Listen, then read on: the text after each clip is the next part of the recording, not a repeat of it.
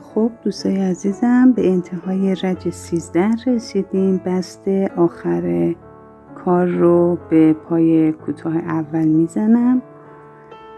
ببینید توی شروع رج 14 اگه دقت کنید ما توی رج 12 پای بلندای برجسته از پشت داشتیم. برای شروع رج 14 رج 13 هم که همش پای کوتاه بود. شروع رج 14 به این صورته که من دور این دوتا پای بلند باید ذرتی ببافم.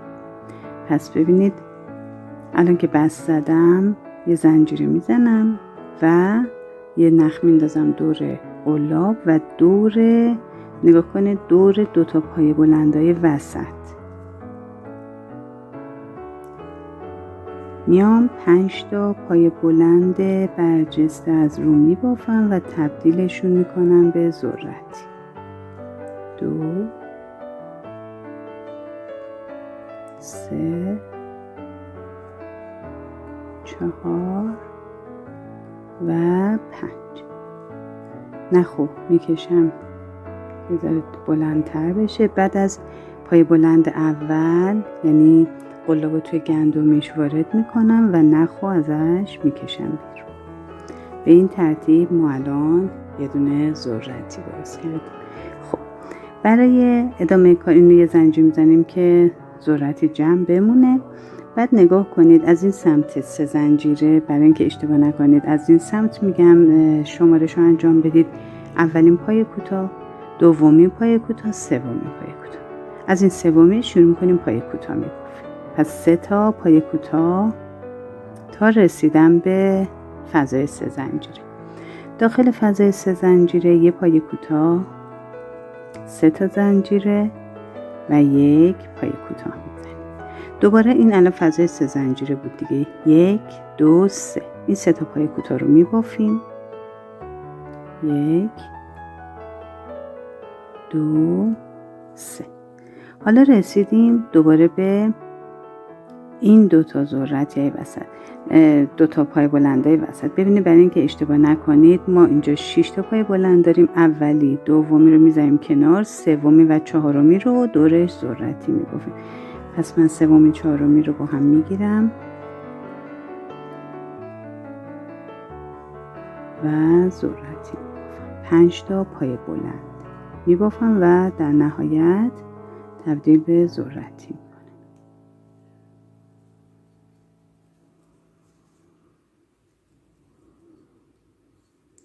3 و 4 5 4 و 5. پنجمین پای بلندم که بافتم ابتدای گندمی اول رو میگیرم و نخو ازش عبور میدم. یه زنجیره میزنم و به همین ترتیب از 3 زنجیره میشمرم 1 2 3. سومین پای کوتاه، 3 تا پای کوتاه رو روی 3 تا پای کوتاه رج قبل میبافم و داخل فضای 3 زنجیره پای کوتاه، 3 زنجیره و پای کوتاه. به همین ترتیب ببینید بافتمون به این شکل شد. به همین ترتیب پیش برید تا انتهای رج 14. برای بست آخر رج برمیگردیم.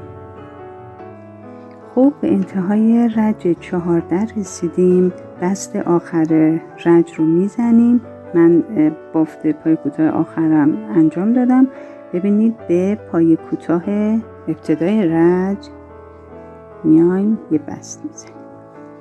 همجای زنجیره میزنیم و به روی ذرتی بافتی انجام نمیدیم و قراره رو پای کوتاه بافت انجام میدیم. ببینید این فضای 3 زنجیره رو در نظر بگیرید. 1 2 3 4 تا ما پای کوتاه داریم.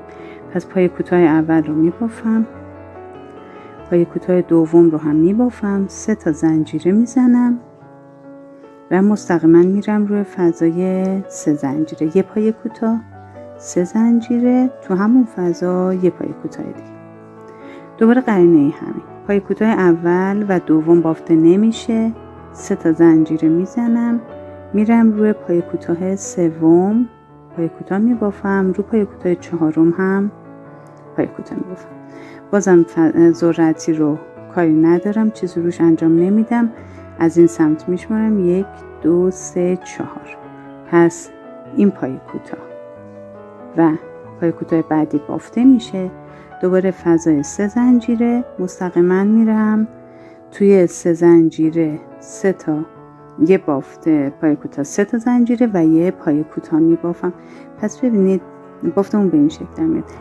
برای اینکه اشتباه نکنیم ما 2 تا پای کوتاه سمت راست ذرتی و 2 تا پای کوتاه سمت چپ ذرتی رو میبافیم، رو ذرتی چیزی نمیبافیم و 3 تا زنجیره وارد فضای 3 زنجیره میشیم، پای کوتاه 3 زنجیره پای کوتاه و این 2 تا پای کوتاه اول رها میشه. دوباره 2 تا پای کوتاه نزدیک این سمت ذرتی و 2 تا پای کوتاه اون سمت ذرتی رو میبافیم و دوباره 3 زنجیره میریم تو فضای 3 زنجیره. پس ببینید به این ترتیب اینجاها فضای 3 زنجیره داریم و این داخل فضای 3 زنجیره هم فضای 3 زنجیره داریم. ببافید تا انتهای رج. برای بست پایان رج برمیگردیم. به انتهای رج 15 رسیدیم. آخرین بافتم انجام میدم و بست میزنم به پای کوتاه ابتدای رج. درسته؟ یه زنجیره میزنم. برای رج 16 ما به این ترتیب باید عمل کنیم که توی رج 12 اگر یادتون باشه ما 6 تا پای بلند داشتیم، 2 تای وسط رو که پای ذرتی بافتیم. حالا من باید توی رج 16 روی پایه اول و پایه ششم بافت انجام بدم، یعنی 2 تا سوبل نیمه باید روی این و این ببافم و بعد با هم ادغام کنم. پس 3 تا نخ دور قلاب میندازم، میام روی زیر پای بلند اول و بافت سوبل رو انجام میدم ولی به صورت نیمه. آخرین نخش رو نگه میدارم و دوباره 3 تا نخ دور قلاب روی پایه ششم و یه سوبل نیمه میبافم. در نهایت 3 تا نخ دور قلاب میمونه که اینا رو با هم دیگه یکی میکنم یا پر میکنم. پس ببینید یه همچین فرمی دور پای ذرتی ما ایجاد میشه.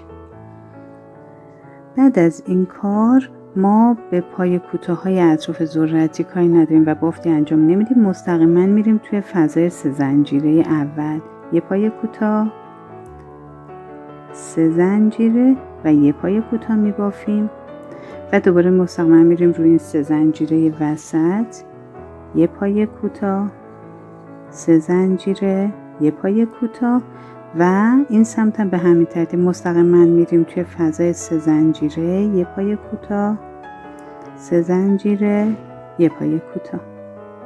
حالا دوباره میرسیم به پایه های سوبل ادغامی. 3 تا نخ دور قلاب میندازم، پایه اول و پایه ششم. اول پایه اول رو میگیرم، یه سوبل نیمه دورش انجام میدم، نخ آخرش رو نگه میدارم، دوباره 3 تا نخ دور قلاب پایه ششم، 3 تا نخ دور قلاب میمونه، همه رو با هم یکی میکنم. پس ببینید بافتمون به این ترتیب میشه. یعنی این حالتهای مثلثی اطراف پای ذرتی ما تشکیل میشه. پس بعد از این مرحله دوباره پای کوتاه رو کاری نداریم، مستقیما پایه 3 زنجیره میریم، یه پای کوتاه 3 زنجیره یه پای کوتاه و دوباره فضای 3 زنجیره بعدی یه پای کوتاه 3 زنجیره یه پای کوتاه، دوباره فضای 3 زنجیره بعدی یه پای کوتاه 3 زنجیره یه پای کوتاه. به همین ترتیب ما بافتمون رو ادامه میدیم. به انتهای رج که رسیدیم برای بست انتهای رج برمیگردیم. پایان رج 16 رسیدیم. آخرین پای کوتاه هم که بافتیم به گندمی بالای ادغام یه بست میزنیم. خب یه مطلبی که باید میگفتم اینجا اگه دقت بکنید توی رج قبل، یعنی توی رج 16 1 2 3 4 5 و 6 ما 6 تا پای کوتاه داریم که 3 زنجیره روش بافته، حد فاصله 3 زنجیره است. پای کوتاه اول نه، پای کوتاه دوم رو علامت گذاری میکنیم برای رج‌های بالاتر لازمش داریم و 3-4 پای کوتاه پنجم رو هم علامت گذاری میکنیم که یادمون بمونه توی رج‌های بعد باید روش بافت خاصی انجام بدیم. خب بست رو که زدم با یه بست وارد فضای 3 زنجیره میشم، یه زنجیره میزنم همینجا 3 تا پای کوتاه. باز میکنم 3 تا پای کوتاه میزنم و وارد فضای 3 زنجیره بعدم میشم، 2 تا پای کوتاه میزنم، 3 تا زنجیره و 2 تا پای کوتاه میزنم، دوباره وارد اون فضای 3 زنجیره بعد میشم، 3 تا پای کوتاه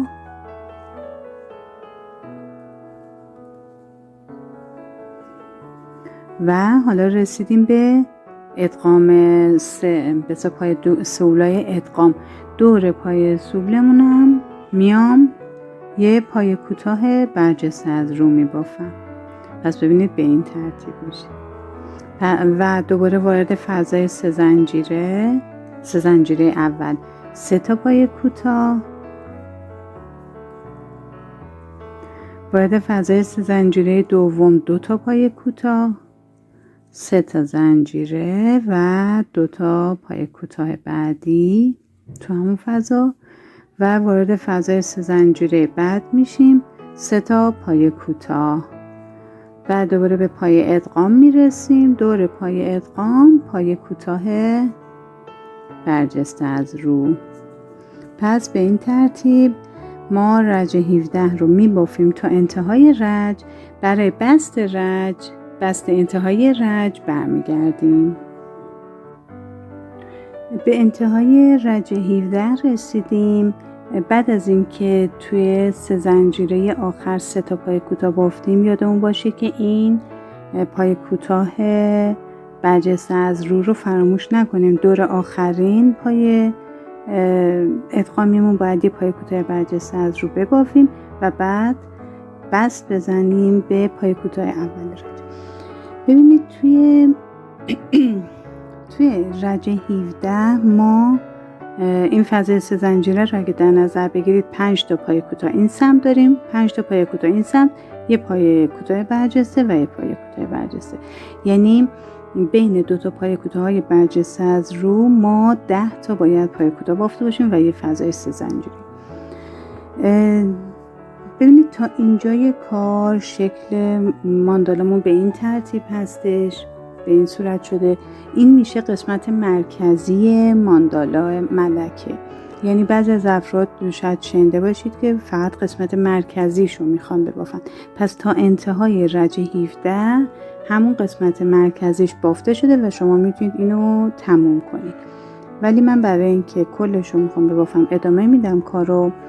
ترتیب کار توی شروع رج 18 به این صورت هستش که بعد خودم رو به این فضای 3 زنجیره برسونم. پس داخل 4 تا بست میزنم از فضای گندمیا و 3 و 4مین بست رو میزنم همینجا یه زنجیره و با یه پای کوتاه وارد فضای 3 زنجیره میشم. 13 تا زنجیره باید بزنم. 1 2 3 4 5 6 7 8 9 10 11 12 13 تا زنجیره رو که بافتم مستقیما میرم تو فضای 3 زنجیره گلبرگ بعدی. دوباره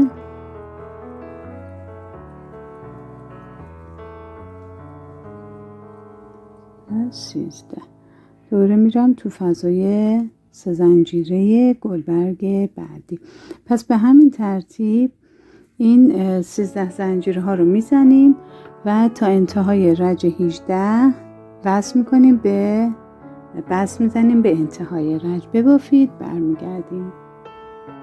به انتهای رج 18 رسیدیم. به پای کوتاه اول رج یه بست میزنیم و یه زنجیره. این دوتا علامت روی پایه های دوم و پنجمی که گفته بودم ما باید روش پایه سوبل نیمه ببافیم، روی این یه دونه پایه سوبل نیمه و روی پنجمی هم همچنین، بعد با هم ادغام کنیم. پس من این علامتش رو در میارم. پایه سوبل اولم دور پایه کوتاه دوم که بود میبافم، آخرین نخ رو نگه میدارم، دوباره 3 تا نخ و پایه کوتاه پنجم هم که نشانه گذاری کرده بودم دورش یه پایه سوبل نیمه میبافم. 3 تا نخ رو با هم دیگه ادغام میکنم به این ترتیب. بعد مستقیما میایم روی فضای 13 زنجیره و 13 تا پایه کوتاه میبافیم.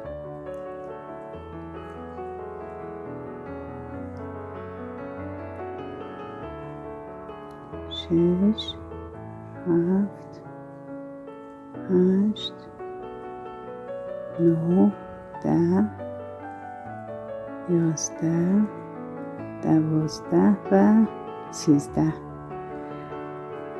بعد این بست رو در واقع این پای کوتاه رو رها میکنیم، دوباره میایم از دومین پای کوتاه و پنجمین پای کوتاه پای سوبل ادغام میبافیم. درسته، این اولی، این دوم. دور دومی پای سوبل نیمه میبافم و دوباره 3 تا نخ دور قلاب، 3 تا نخ دور قلاب. این ششمی، این پنجمین پای دور اینم پای سوبل نیمه و 3 تا نخ رو با هم دیگه یکی میکنم و دوباره مستقیما میرم تو فضای 13 زنجیره و 13 تا پای کوتاه میبافم.